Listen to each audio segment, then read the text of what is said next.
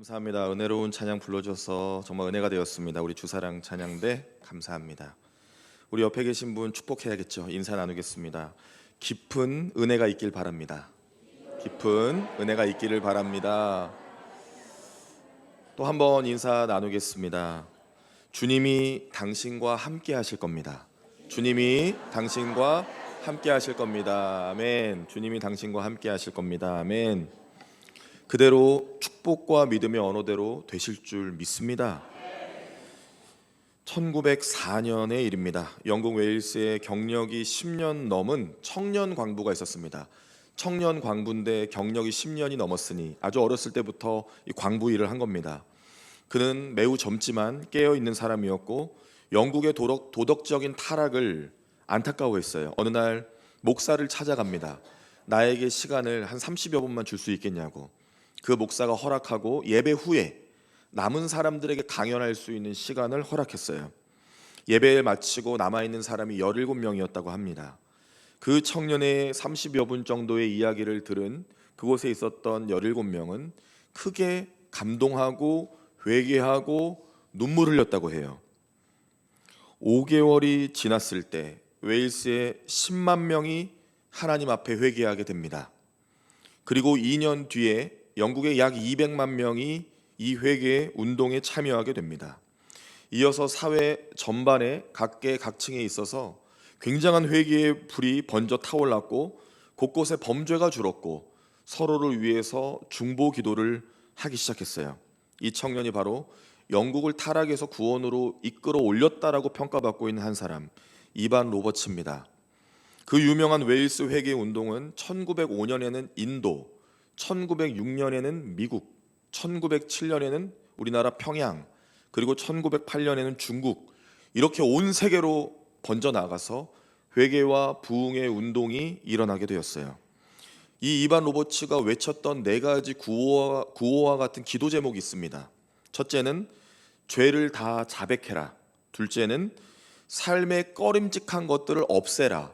셋째는 성령께서 말씀하시면 즉각 순종해라. 넷째는 공개적으로 그리스도를 구주라 고백해라. 바로 이 4가지였다고 해요. 여러분, 역대하 오늘 7장 이 말씀은 다윗의 아들이자 후계인 바로 솔로몬에 관한 이야기입니다. 그가 성전, 아버지가 완공하지 못한 성전을 완공해요. 그리고 낙성식을 합니다. 하나님께 모든 영광을 올려드리고 성전을 제사와 함께 올려드려요. 그리고 바로 그 직후의 이야기가 오늘 본문인데요. 우리가 솔로몬 하면 어떤 왕 이렇게 기억을 하죠? 지혜의 왕이죠.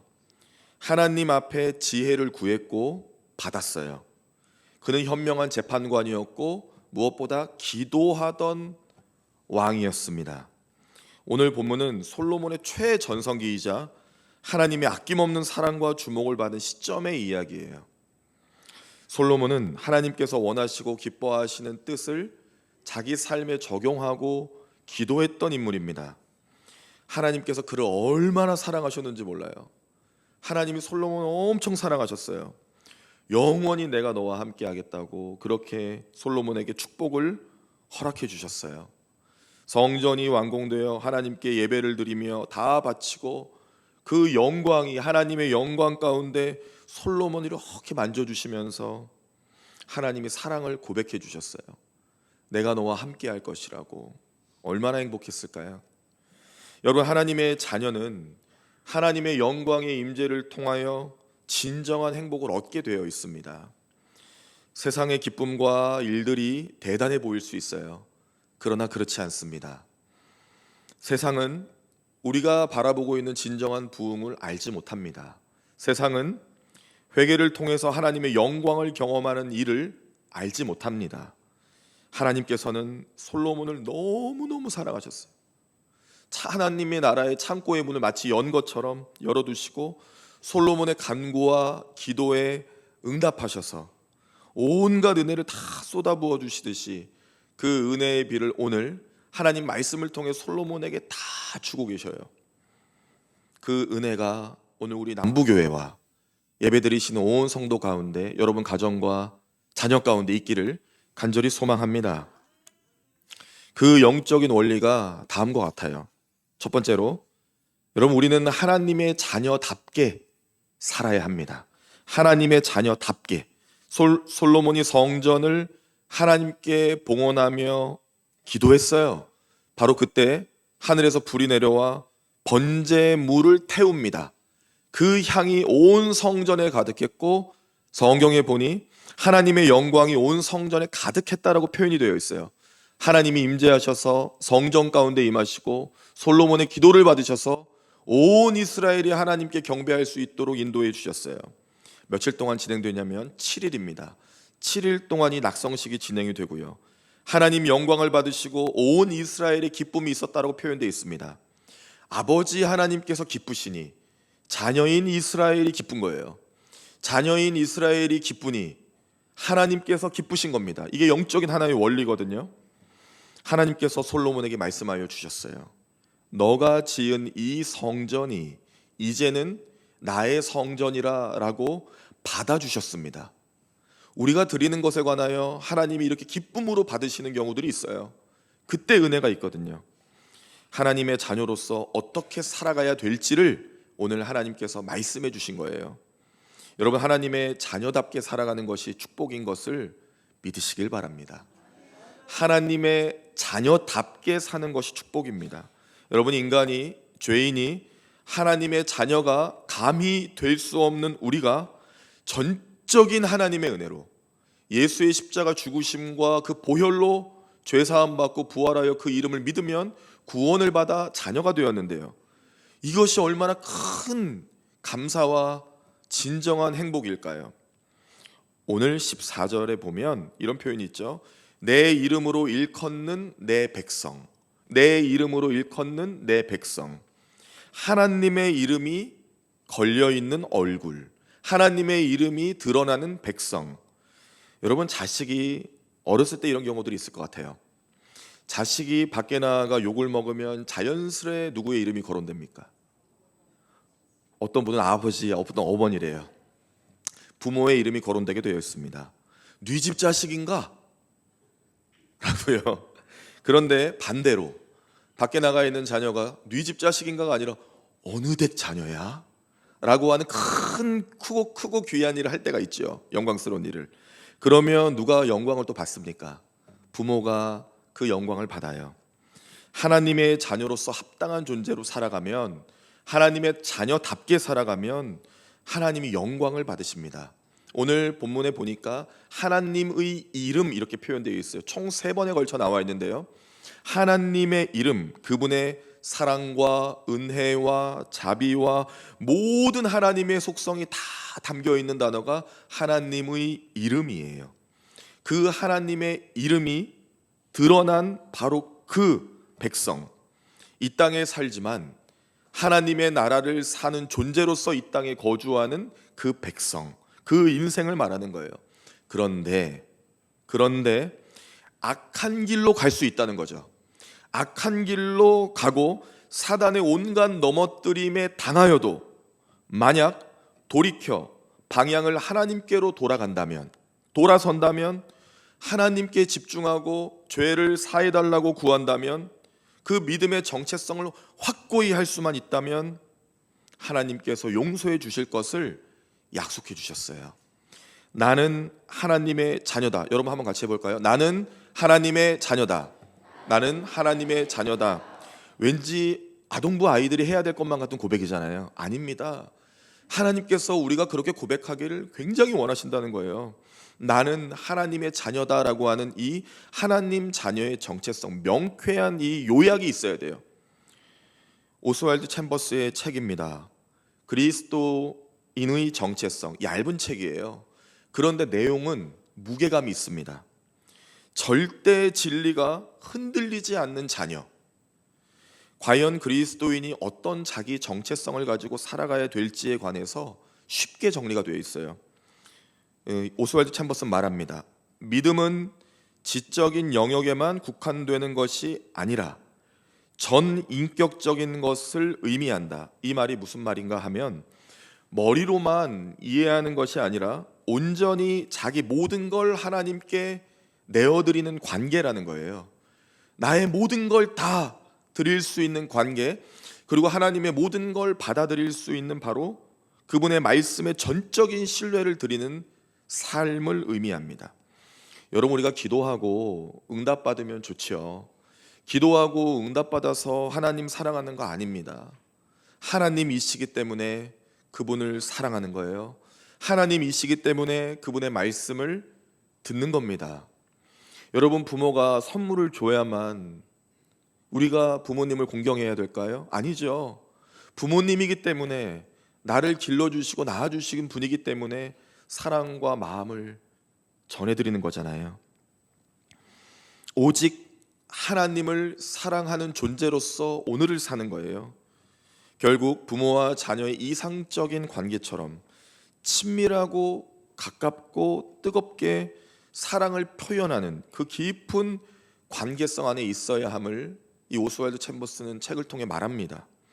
여러분은 오늘 지금 하나님 자녀답게 살고 계신가요? 한번 스스로에게 물어보셔요. 나는 오늘 하나님의 자녀답게 살고 있는가? 아니면 하나님의 자녀라는 생각은 있으나, 머리는 있으나 내 마음과 중심과 삶은 하나님과 떨어져 있는 삶을 살고 있는가? 여러분, 굉장히 중요한 문제입니다. 멀리 떨어져 있으면 잘 안 들려요.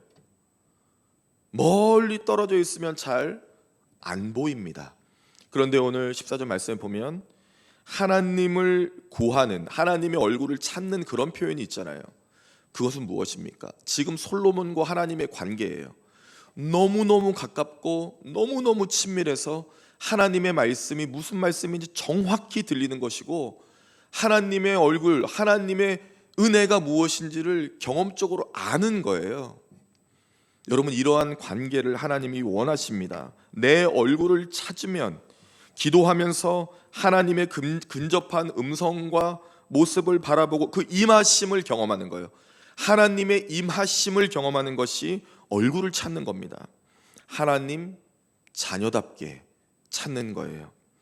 그 은혜가 우리 모두와, 특별히 이 여러 혼란 가운데 있는 우리나라와, 그리고 세계 속의 전쟁 가운데 우리가 다 풀 수 없는 영역이지만 하나님 자녀답게 살아가는 과정 가운데 하나님의 뜻과 비밀을 알 수 있는 우리 모두가 되고 기도할 수 있는 은혜가 있기를 간절히 바랍니다. 여러분, 두 번째로 하나님의 마음을 얻어야 돼요. 큰 부자가 있었대요. 벌써 부럽네요. 큰 부자가 있었습니다. 그런데 신문에 광고를 냈어요. 자기 삶의 만족함을 증명하는 사람에게 거금을 주겠다, 이렇게요.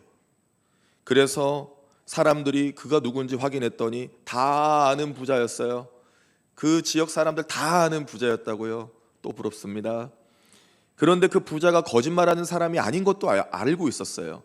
그래서 많은 사람들이 찾아갔대요. 그래서 설명했답니다. 나는 이런 집에 자라서 행복했고, 나는 이래서 만족하고, 나는 이래서 만족해요 라고 하면서 많은 사람들이 증명하려고 애를 썼대요. 그리고 나서 그 부자가 아무에게도 그 거금을, 상금을 주지 않았답니다. 그리고 신문에 다시 한번 광고를 냈대요. 이렇게: 당신이 정말 자기 삶에 만족한다면 무엇 때문에 그 큰 돈이 필요할까요? 라는 질문을 남겼답니다. 왜 그랬을까 싶으면서도 너무나 당연한 말인 것 같아요. 우리는 하나님의 마음을 잘 모릅니다. 그렇기 때문에 하나님의 마음을 잘 알아가는 삶이 필요해요. 이것이 신앙의 중요한 핵심이에요. 하나님께서 우리에게 독생자 예수 그리스도를 보내셨는데 십자가에 다셨어요. 하나님이 예수 그리스도 그 독생자를 이 땅에 보내시고 나를 위하여 십자가에 죽이셨습니다.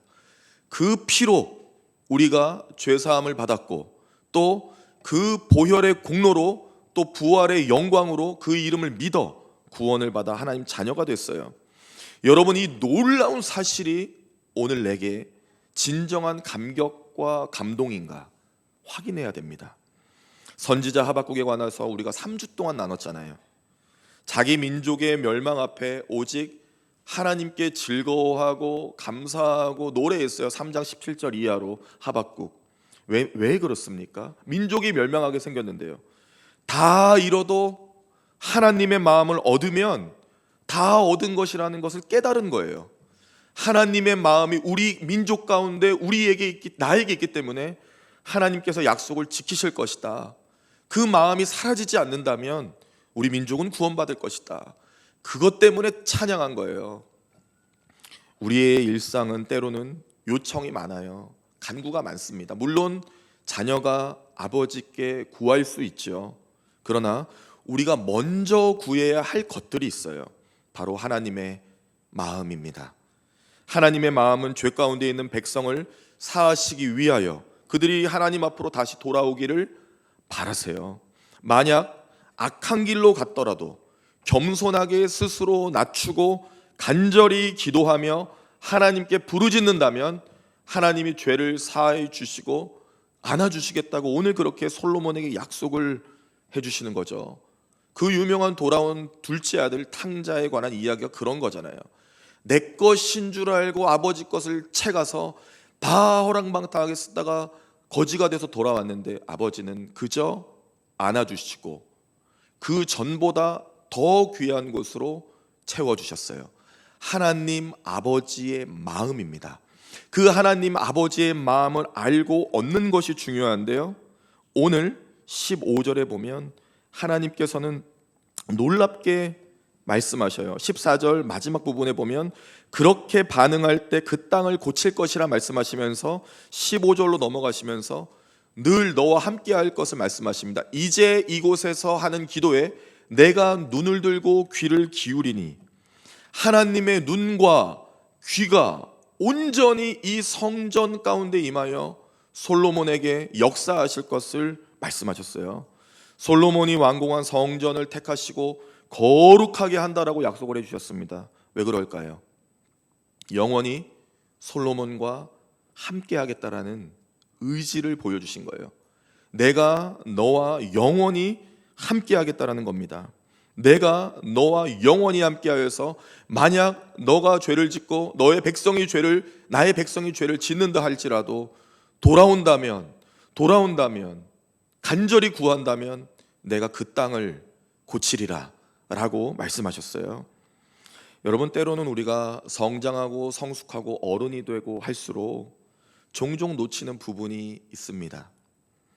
자녀가 부모에게 무언가 큰 걸 드려야만 될 것 같은 부담이 생기는 시간들이 있잖아요. 아닙니다. 부모님이 받으시는 효도는 더 간단해요. 자주 연락드리고 따뜻하게 말씀드리고, 어머니 오늘 뭐 드셨대요? 왜 그걸 드셨대요? 다른 걸 드시지. 제일 큰 효도입니다. 그런데 그렇게 말한 자녀가 그 다음날 또 전화가 온 거예요. 웬일인가 이게? 어머니, 아버지 오늘은 뭐 드셨대요? 여러분, 이게 별거 아닌 것 같지만 별거예요. 이게 쉽지 않거든요. 마음이 부모에게 있지 않으면 그렇게 하기 어렵습니다. 어려운 일이에요. 하나님께 우리의 마음이 있을 때 하나님을 자주 찾아뵙게 되는데 하나님께서 이것을 너무너무 원하시는 거예요. 그러니 하나님 말씀하시는 거죠. 솔로몬아, 떠나지 마라. 너와 나의 백성 이스라엘이 나를 떠나지 마라. 다른 길로 갈지라도 다시 돌아와라. 그거 말하는 거예요. 하나님께서 솔로몬에게 바라시는 게 없어요. 성전이 아니라 그 성전을 드리는 온 마음과 중심을 지금 받고 계셔요. 인간은 얼마나 완악하고 이기적입니까? 오늘 하나님을 찬양하지만 내일 하나님을 원망할 수 있는 게 인간이에요. 나는 다르겠지라고 하는 생각에 빠져드시면 안 돼요.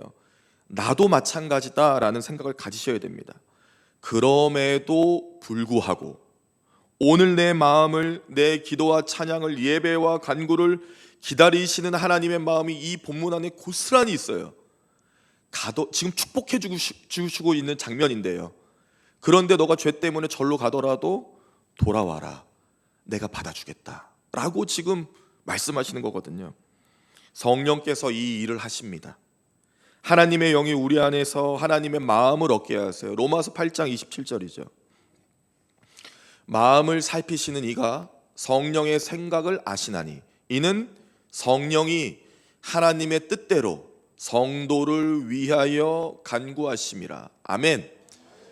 이는 성령이 하나님의 뜻대로, 성령이 우리 안에 계시면 하나님의 마음과 뜻을 알도록 기도해 주셔요. 하나님의 마음을 얻는 귀한 은혜가 있어야, 하나님의 마음을 시원케 해드리려고 하는 우리의 중심이 있어야 하나님과의 더 깊은 관계로 나아가고 우리와 함께 하신 하나님을 경험할 수가 있습니다. 그 은혜가 오늘 우리 모두에게 있기를 간절히 바랍니다. 여러분, 그리고 셋째죠. 오늘 좀 빠른 속도로 진행되고 있죠. 세 번째입니다. 무엇이 제일 중요합니까? 다 중요합니다. 그러나 우리 담보교회는 요즘 셋째가 중요합니다. 사명자로 살아야 돼요. 우리 옆에 있는 분 축복하며 힘내자고 다시 한번 응원합시다. 사명자로 살아가세요. 사명자로 살아가세요. 사명자로 살아가시길 바랍니다. 여러분, 사명은 영어로 미션입니다. 어떠한 임무예요. 그런데 또 다른 단어가 있죠. 콜링이라는 단어가 있습니다. 부르심이에요. 그리스도인에게 사명은 콜링입니다. 하나님의 부르심이 있어야 사명자로 살 수 있는데요. 하나님이 날 부르셔서, 야, 김 목사야, 일로 와봐라. 너 이거 이대로 살아봐라. 그러면 내가 너에게 은혜를 줄 거야. 그런데 내가 한 가지 경고한다. 너 저쪽 길로 가면 안 돼. 이거 사명이에요. 지금 솔로몬이 받고 있는 이 축복은 사명이에요. 이렇게 하면 복 주고 저렇게 하면 복 걷어갈 거야가 아니라 이렇게 꼭 해야 돼 라고 하는 사명을 지금 얻고 있는데요. 솔로몬은 하나의 이름으로 사명을 받았어요. 그 이름이 바로 다윗입니다. 아버지 다윗으로 사명을 받아요. 여러분, 사명이 없이 살면 정체성도 없어요. 사명이 없으면 순종하지 않습니다. 하나님 자녀에게 하나님 부르심이라고 하는 분명한 목적이 없으면 나태해져요. 하나님 마음에도 큰 관심이 안 들게 됩니다. 사명, 우리는 사명자로 살아야 돼요. 오늘 우리가 읽은 본문 뒤로 17절 이하의 내용들을 조금씩 살펴봐야 되겠어요. 솔로몬아, 너가 아버지 다윗과 같이 내 말을 지켜라. 다윗처럼 내가 명령할 모든 걸 지켜라. 율례와 법도를 지켜라. 말씀을 지켜라. 그렇게 말씀하세요.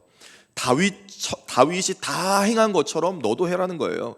그러니까 그 말은 다윗은 하나님의 말씀을 다 지켜 행했다는 거예요. 그런데 여기서 의문이 생기죠. 정말 다윗이 그랬습니까? 여러분, 다윗의 역사를 아시죠? 다윗은 사람을 죽였습니다. 다윗은 하나님을 멀리한 적도 있어요. 다윗은 하나님의 말씀대로 살지 못한 적도 있습니다. 다윗은 실패한 적이 있고요. 다윗은 도망쳤어요. 그렇게 많은 흠이 있어 보이는데 하나님께서는 왜 아버지 다윗이 다 지켜 행한 것처럼 너도 그러라고 하셨을까요? 왜요? 이 구절들을 이해하려면 19절을 봐야 돼요. 그러나 너희가 만일 돌아서서 내가 너희 앞에 둔 내 율례와 명령을 버리고 가서 다른 신들을 섬겨 그들을 경배하면 안 된다는 말씀이 기록되어 있습니다. 그러니까 여러분, 하나님의 말씀과 명령에 관해서 100% 완벽하게 지키라는 그런 표현이 아니에요. 흠도 없이 아무런 결격 사유 없이 완벽하게 지키라는 것이 아닙니다. 그럴 수 없거든요. 그럴 수 없기 때문에 하나님 돌아서라고 하신 거예요. 버리지 말라는 거예요. 하나님의 말씀을, 하나님을 버리지 말고 하나님의 말씀을 사모하고 지키고 다른 신을 섬기지 말라고. 이게 제일 중요하거든요. 다윗이 그랬어요. 다윗은 죄도 있고 실수도 했고 절망도 경험합니다. 도망쳤고 하나님을 놓친 적도 있었어요. 그런데 다윗은 매우 빠른 속도로 내가 무엇을 해야 되지? 누가 날 부르셨지? 나는 지금 어디로 가고 있는가? 나는 무엇을 해야 되는 사람인가를 빠르게 깨닫고 엎드려 기도했어요. 그렇기 때문에 하나님은 그 중심을 보신 거예요. 인간이기 때문에 죄를 지을 수밖에 없지만 하나님을 향한 마음과 그 부르심에 대한 사명이 있었기 때문에 다윗이 회복하여 하나님 앞에 돌아선 것처럼 너도 이스라엘도 그렇게 하라는 거였습니다. 여러분, 사명자는 실패 없이 살아가는 사람이 아니에요. 인간은 모두 실패와 절망을 경험하죠. 사명자도 그렇습니다. 그러나 실패에도 하나님을 버리지 않고 절망과 좌절의 거리에 있더라도 이내 하나님을 향하는 길로 돌아서는 인생, 바로 사명자예요. 어떤 순간 어떤 상황에도 오직 하나님만을 붙잡는 인생, 비전의 사람입니다. 나를 부르신 이가 하나님, 끊임없이 고백하는 걸음이에요. 이 찬양 너무 좋잖아요. 나를 부르신 이가 하나님, 얼마나 좋아요. 세상의 누구도 아니고요, 권력자도 아니고요, 누구도 아니에요. 나를 부르신 이가 누구라고요? 하나님. 그렇게 우리가 찬양하며 고백하는데 하나님의 자녀로서 하나님의 마음을 얻고 하나님이 나를 부르셨다, 그래 난 해야 될 일이 있는 사명자다 라는 찬양이잖아요. 사랑하는 교우 여러분, 하나님께서는 오늘 우리에게 성전이 되라 하십니다. 진정한 성전이요. 고린도전서 3장 16절이죠. 너희는 너희가 하나님의 성전인 것과 하나님의 성령이 너희 안에 계시는 것을 알지 못하느냐. 우리를 향하여 하나님의 성전이라 하셨고요, 성령이 우리와 함께 계신다라고 합니다. 여러분 이걸 믿으십니까? 우리 몸이 성전이라 하심은 우리 몸이 거룩하기 때문이 아니에요. 하나님이 임하시는 자리이기 때문에 거룩한 겁니다. 그렇기 때문에 사명자는 하나님이 부르셨고 하나님이 임하여 주셔서 하나님이 여기에 있으리라고 하신 말씀을 지키는 사람이에요.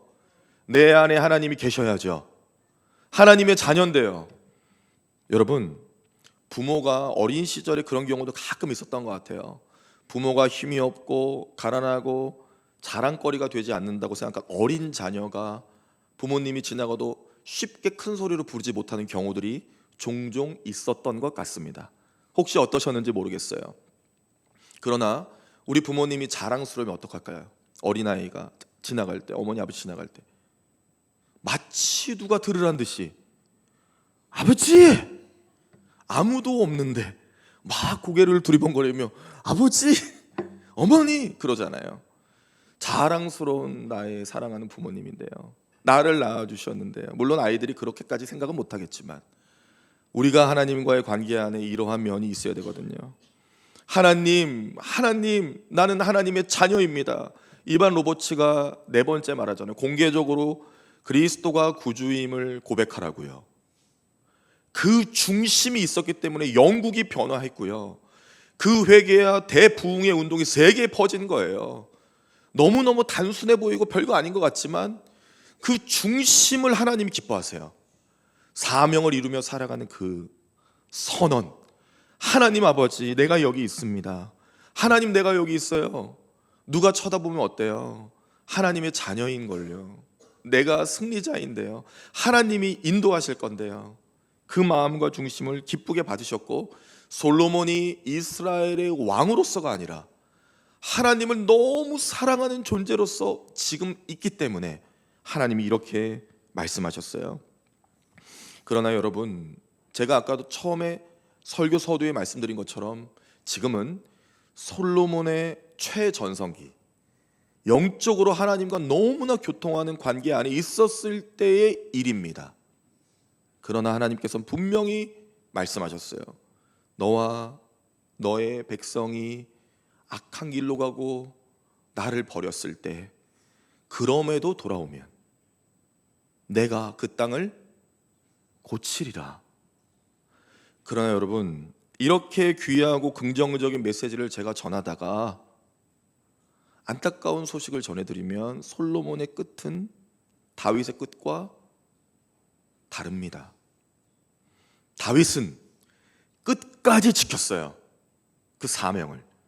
역대하 29장 10절에서 12절까지를 보면 다윗의 역대상 철저한 고백이 있어요.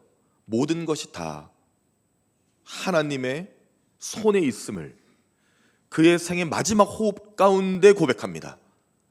그러나 솔로몬의 최후는 기록되지 않아요. 여러분, 이것이 너무나 안타까운 일이죠. 하나님이 늘 나와 함께 하실 수 있는 자리를 만들어가는 사명을 지켜나가는 것이 이렇게 중요합니다. 16절 오늘 끝에 보면 항상 여기에 있으리라 라고 하셨어요. 항상 여기에 있으리라. 여러분, 이번 한 주 우리가 어떻게 기도하면 좋을까요? 이렇게 가슴에 손을 한번, 괜찮으신 분들 한번 올려보시겠어요? 그리고 믿음을 다해 한번 고백해 보세요. 항상 여기에 있으리라. 항상 여기에 있으리라. 진정성이 조금 덜 느껴졌어요? 진심으로 한번 해볼게요. 항상 여기에 있으리라. 항상 여기에 있으리라. 아멘. 그렇습니다. 하나님께서 항상 나와 함께 하신다는 이 약속이 사라지지 않도록, 하나님의 영광이 임하는 삶의 현장과 나라로 살아갈 수 있도록 그렇게 기도하며 그렇게 결단하며 나아갑시다. 항상 여기에 있으리라. 우리 가정에 하나님이 임재하셔서 항상 있을 것을 믿습니다. 여러분의 가정과 사업과 여러분의 삶과 신앙 가운데 하나님께서 항상 있을 것을 믿습니다. 우리 남부교회에 하나님께서 항상 계실 것을 믿습니다. 혼란스러운 이 나라와 민족 가운데 하나님이 그럼에도 교회로 기도하게 하셔서 항상 역사하실 것을 믿습니다. 도저히 이해할 수 없는 세계 속의 전쟁이지만 그 피비린내가 결국엔 예수의 보혈로 치료가 되고 바뀌고 구원의 물결이 일어나는 놀라운 은혜가 있을 것을 믿습니다. 항상 여기에 있으리라. 너희가 돌아서기만 한다면, 이 말씀을 기억하셔서 한 주 동안 정말 주님 앞에 전심으로 기도하시고 놀라운 하나님의 은혜가 끊기지 않는 여러분 모두의 삶이 되기를 간절히 소망합니다. 기도하겠습니다. 하나님 아버지, 감사합니다. 항상 여기에 있으리라 말씀하신 주님의 마음을 잘 깨닫게 하옵소서. 주여, 우리는 죄인이고 연약하여서 오늘 찬양하지만 내일 돌아서는 연약한 인간입니다. 죄인입니다. 하나님, 우리를 긍휼히 여겨 주옵소서. 아버지 하나님만 온전히 부르며 찾고 찬양하며 나를 부르시고 지으신 이가 하나님이심을 고백하며 하나님, 정말 주님의 부르심 가운데 감사와 감격으로 나아갈 수 있도록 역사하여 주시옵소서. 만약 우리가 돌아설지라도 그 악한 길에서 돌이켜 스스로 낮추고 겸손하게 간절하게 주님께 기도로 구하면 용서하여 주시고 일으켜 세워주신다 하셨는데, 그 말씀을 의지하며 또한 한 주를 살아가게 하시고 어려운 이 민족의 상황과 세계 속의 어려움, 그리고 우리 가정의 모든 일들 가운데 하나님의 함께 하심으로 다 치료가 되고 오히려 새살이 돋아 하나님의 영광을 구하는 놀라운 시간이 될 수 있도록 은혜를 베풀어 주옵소서. 그대로 우리를 인도하실 것을 믿고 감사드리며 예수님의 이름으로 기도합니다. 아멘.